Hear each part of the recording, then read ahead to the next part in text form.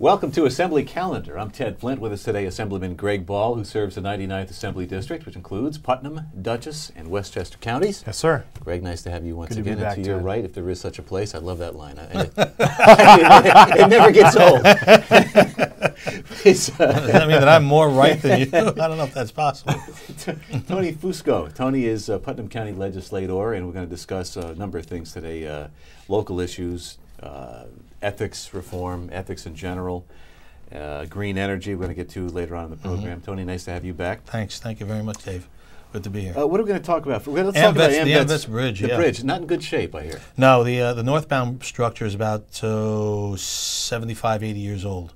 No, wait. Tee this up. Tee it up. Explain how we were on this, what, a year ago now? Yeah, well, Everybody said we were crazy. I travel the bridge very often. And I saw, the rust and disrepair and there are holes in the bridge. Well, so I called Greg. I said, we got to take a look at this bridge. And we went underneath the bridge and looked I up thought he was just trying to get me back there. With binoculars. A lot of your colleagues would like to see you. Forget about the encampments. We looked through binoculars and telephoto lenses, and you could see holes, perforations, larger than a pencil head. The size of maybe a nickel, dime, quarter, what have you. And it raised some concern. We held a press conference and we insisted that immediate action be taken. I called for bridge sensors to be put onto the bridge.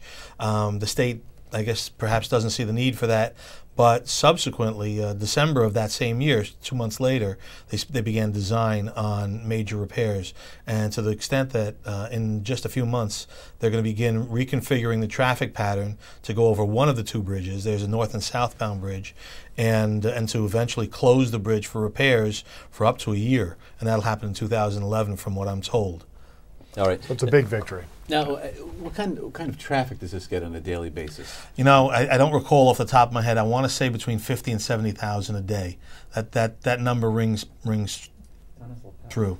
And it really is the connecting bridge between Westchester and Putnam County. Oh, it would be catastrophic if something ever happened. I mean, God forbid the life loss, but commerce and trade and we would be cut off tremendously. It's just the amount of time it would take in the event of an emergency to reroute traffic just would be mind-boggling. Why not be proactive, right? Right, absolutely, absolutely. There are so many things, so many websites and groups out there clamoring about our failing infrastructure in New York State, and this is a classic example of why we really need to do something fast. It goes back to the federal stimulus dollars subject, which is we used federal stimulus dollars not to create jobs like redoing a bridge or building new bridges or increasing New York's ailing infrastructure, but we use those federal stimulus dollars. We they send it through the states instead of sending it to small business owners and back into the private sector.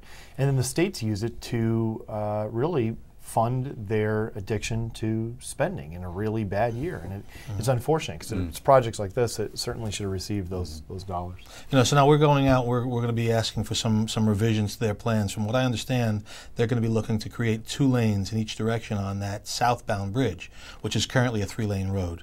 So think of the traffic that we're going to be up against in rush hour. I'm calling for, with Greg's help, a movable barrier. We're looking for them to put 1 lane up in the morning and 3 lanes down where the traffic is headed into Westchester, into the city, and then in the reverse in the rush hour. We think that'll at least alleviate the pressure of oncoming traffic. I mean, they did a recent renovation or a expansion of the parkway itself, and the traffic was horrendous. So that movable barrier is a simple solution. I don't know what the cost is, but I certainly believe that the stress that we put on the backs of the commuters will be greatly alleviated with that implementation. All right, let's spend a few minutes talking about ethics here in Albany. Right. That's been the cause du jour, and the governor, his veto was overridden by the Assembly. I guess the vote was 134 to 2. Well, I don't know how long the governor was in the New York State Senate, but as soon as he got elected, not only to lieutenant governor, but most certainly the accidental governor now all of a sudden stands for ethics reform. Look, that's a nice development. It would have been nice when he was in the New York State Senate if he was pushing for it just as hard.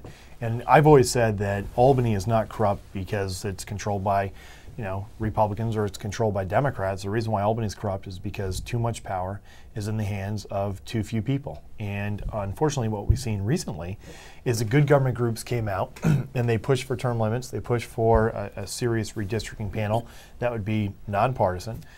They pushed to outlaw or to at least make transparent outside income.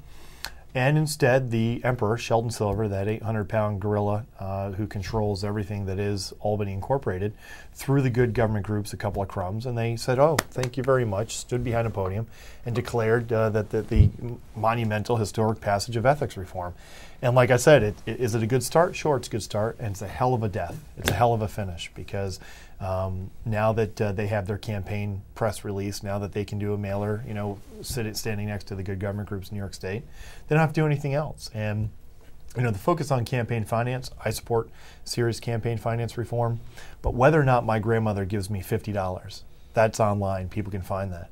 What they can't find online is if a local developer hires a senator or an assemblyman through retainer to be their attorney, and giving them $5,000 a month, $50,000 a year, $250,000 a year, or what Sheldon Silver, how much money he's making off of the backs of the trial attorneys in the state of New York.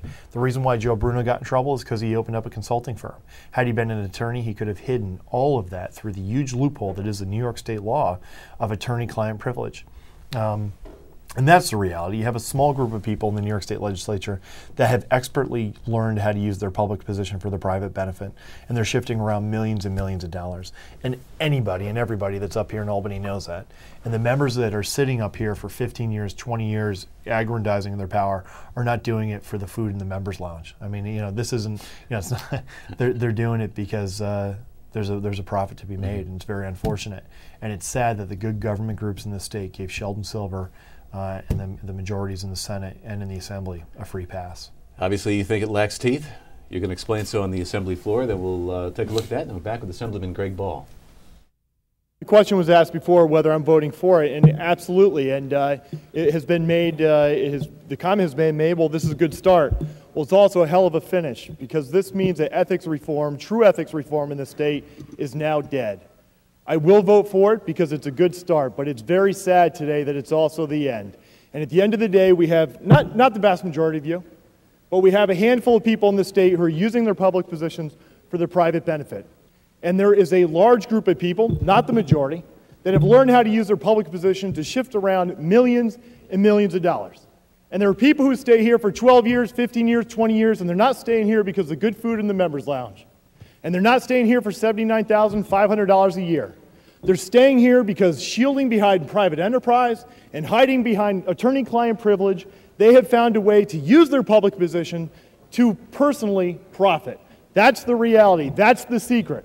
And for the good government groups that stand on a podium, next to a podium, with the emperor, with the very same people who are the root of the problem in this state, and they're thrown a few crumbs by the three men in a room,